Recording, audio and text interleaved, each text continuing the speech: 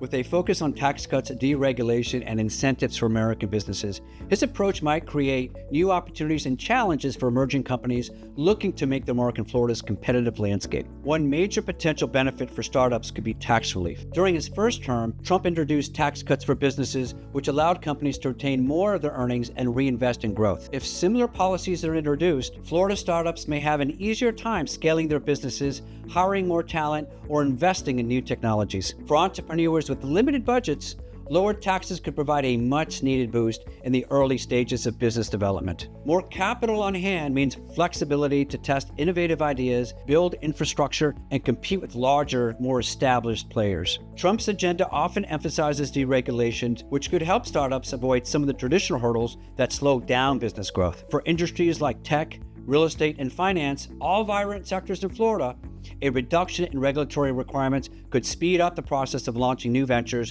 bringing products to market, and securing funding. By cutting red tape, these policies may provide a more straightforward path for entrepreneurs to get their businesses off the ground and start generating revenue. For Florida's construction and real estate startups, less regulation can mean faster project approvals, creating opportunities to meet the state's growing demand for housing and commercial spaces.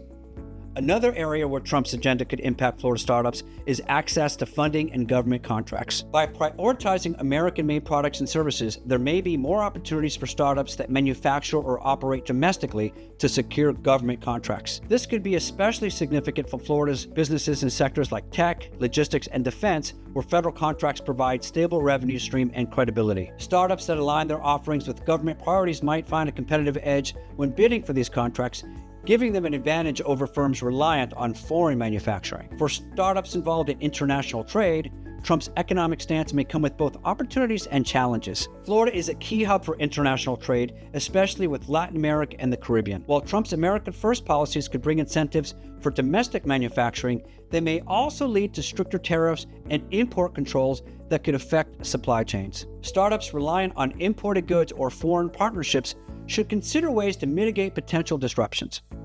Planning for changes in supplier costs or adjusting sourcing strategies could help startups maintain resilience in a fluctuating trade environment.